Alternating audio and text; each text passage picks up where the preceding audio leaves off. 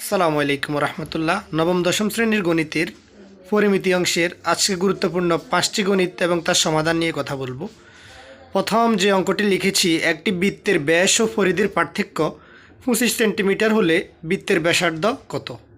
তো আমরা মূল অঙ্কের সমাধানে যাওয়ার আগে সবার কাছে অনুরোধ থাকবে, যারা আমার YouTube channel Mahfuz online teach এখনও সাবস্ক্রাইব করেননি করে দিবেন, এবং ফেসবুক পেজ মাহফুজ শাহরিয়ার অবশ্যই ফলো দিয়ে রাখবেন, তাহলে নতুন নতুন ভিডিওগুলো অবশ্যই পাবেন। তো প্রথমে বৃত্তের ব্যাস ও পরিধির পার্থক্য বলা হয়েছে 25 সেন্টিমিটার। তাহলে আমরা এখানে দুইটা জিনিস চাওয়া হয়েছে, বৃত্তের ব্যাস ও পরিধি। তো আমরা সবাই জানি বৃত্তের পরিধির সূত্র হচ্ছে 2πr, অর্থাৎ বৃত্তের পরিধির সূত্রটা হচ্ছে 2πr এবং বৃত্তের ব্যাস হচ্ছে 2r, এবং বলা হয়েছে এদের পার্থক্য শব্দের অর্থ হচ্ছে বিয়োগফল। তাহলে আমরা পরিধি এবং ব্যাসের বিয়োগফল যেটা পাবো সেখানে একটা মাইনাস চিহ্ন দিব, পার্থক্য মানে বিয়োগ। প্রশ্নমতে বলা হয়েছে তাদের যে পার্থক্যটা পাবো সে পার্থক্যটার মানটা হবে 25 সেন্টিমিটার। তাহলে আমরা যে পার্থক্যটা পেলাম সেখান থেকে তার মানটা হলো 25 সেন্টিমিটার। দেওয়ার পর আমরা দুই জায়গা থেকে 2π কমন নিতে পারি। কমন নিলে এখানে থাকবে আর মাইনাস, এখান থেকে 2π কমন গেলে আর থাকবে 1 = 25। সেখান থেকে আমরা r-1 এর মান, যেহেতু আর এর মান বের করব ব্র্যাকেটে রয়েছে, তাহলে r-1 এর মান বের করার জন্য সেটা ব্র্যাকেটে রেখে তার সাথে যে অংশটা ছিল 2π সেটি চলে যাবে নিচে এবং 25 যাবে উপরে। সেখান থেকে আমরা ক্যালকুলেশন করলেই আর এর মান পেয়ে যাব 5.84 সেন্টিমিটার। আশা করছি প্রথম অঙ্কটি খুব ভালোভাবে বুঝতে পেরেছ। যেহেতু এটা গণিতের ক্লাস, অবশ্যই ক্যালকুলেটর নিয়ে বসবে এবং ক্যালকুলেশনটা নিজেরাই করবে। 2 নম্বর যে সমস্যাটি রয়েছে সেটি হচ্ছে, একটি চাকা 100π সেন্টিমিটার পথ যেতে 10 বার ঘুরলে চাকাটির ব্যাসার্ধ কত? মনে রাখবে, চাকার অঙ্কে যখনই বলা হবে ঘুরবে এবং বলা হবে 50 বার 100 বার ঘুরবে, তখনই বুঝতে হবে সেটি হচ্ছে পরিধির সমান।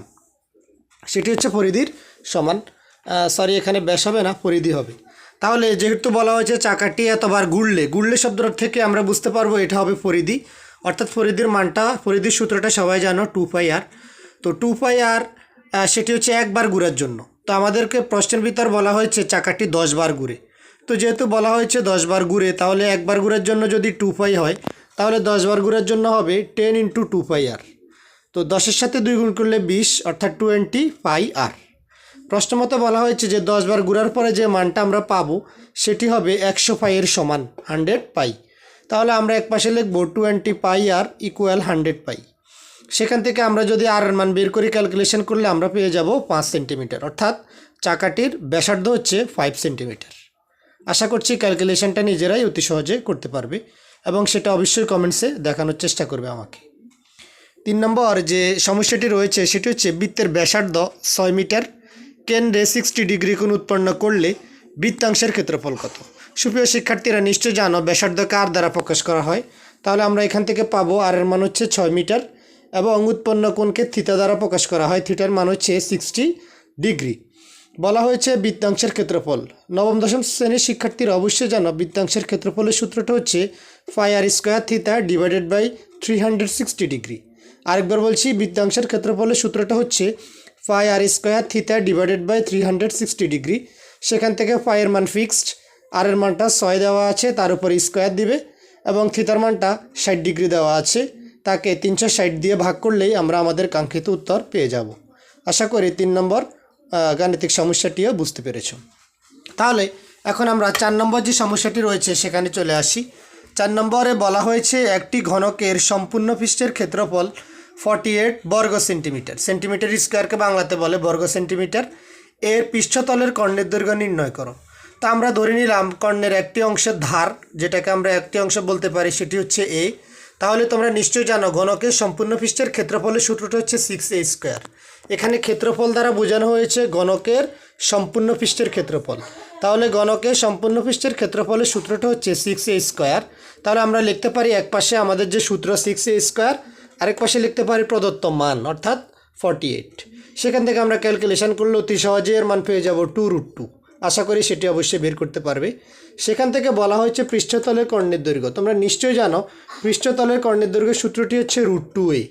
সেখানে √2 বসে যাবে আর এর স্থানে আমরা লিখব 2√2।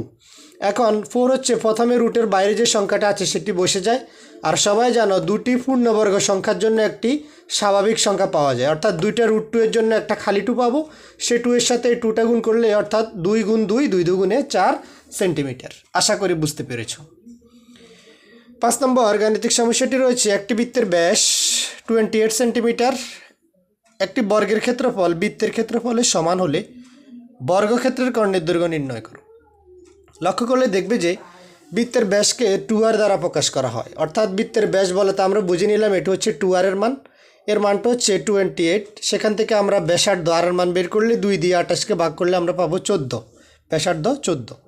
সেখান থেকে বলা হয়েছে বর্গের ক্ষেত্রফল, যেহেতু বর্গের ক্ষেত্রফল বৃত্তের ক্ষেত্রফলের সমান, তাহলে আমরা বৃত্তের ক্ষেত্রফল বের করি। বৃত্তর ক্ষেত্রফলের সূত্রটা হচ্ছে পাই আর স্কোয়ার, সবাই জানো। সেখানে পাইয়ের মান ফিক্সড আর আর এর মান হচ্ছে 14, তার উপর স্কোয়ার দিলে আমরা আমাদের উত্তরটা পেয়ে যাব। শর্ত মতে বর্গের ক্ষেত্রফলের মানটা এখান থেকে যে মানটা পাবো সেটা হচ্ছে বৃত্তের ক্ষেত্রফলের সমান। তাহলে বর্গের ক্ষেত্রফল বের করার জন্য কোনো তথ্য আমাদেরকে দেয়নি, তবে একটা তথ্য দিয়েছে, সেটা হচ্ছে বৃত্তের ক্ষেত্রফলের সমান হবে। তাহলে আমরা লিখতে পারি শর্ত মতে বর্গের ক্ষেত্রফলের সমান সমান বৃত্ত ক্ষেত্রফলের যে মানটা পাবো সেই মানটা এখানে বসিয়ে দিব। সেখান থেকে ক্ষেত্রফল মানে হচ্ছে দৈর্ঘ্য গুণ প্রস্থ। সেখান থেকে আমি যদি এক বাহুর মান বের করতে যাই, অবশ্যই 2 বাহুর মান যদি দেওয়া থাকে 1 বাহুর মান বের করতে হলে অবশ্যই তাকে বর্গ করতে হবে। তাহলে আমরা বর্গ করলে যে মানটা সেখানে পাবো, সেখান থেকে আমরা আমাদের কাঙ্ক্ষিত প্রাপ্ত মানটা পেয়ে যাব। সর্বশেষ বলা হয়েছে বর্গক্ষেত্রের কর্ণের দৈর্ঘ্য। সবাই জানো বর্গক্ষেত্রের কর্ণের দৈর্ঘ্য সূত্রটি হচ্ছে √2 বাহুর দৈর্ঘ্য। বাহুর দৈর্ঘ্যকে আমি এখানে প্রাপ্ত মান দ্বারা বুঝিয়েছি। তাহলে বর্গক্ষেত্রের কর্ণের দৈর্ঘ্য সূত্র হচ্ছে √2 1 বাহুর দৈর্ঘ্য, অর্থাৎ প্রদত্ত মান √2 এর সাথে আমাদের প্রদত্ত যে মানটা ক্যালকুলেশন করে পাবে সেটি অবশ্যই বসিয়ে দিলেই আমরা আমাদের কাঙ্ক্ষিত উত্তর পেয়ে যাব। সুপ্রিয় শিক্ষার্থীরা, আজকের এই সংক্ষিপ্ত ক্লাস থেকে আমরা আমাদের 5টি গুরুত্বপূর্ণ ক অথবা নৈর্ভিত্তিক মার্কের উত্তর দিতে পারবো। মনোযোগ দিয়ে 5টি অঙ্ক যদি তোমরা ভালোভাবে করো এখান থেকে অনেক উপকৃত হবে। সবাইকে আরেকবার ধন্যবাদ জানিয়ে আজকের ভিডিও এখানে শেষ করছি। আল্লাহ হাফেজ।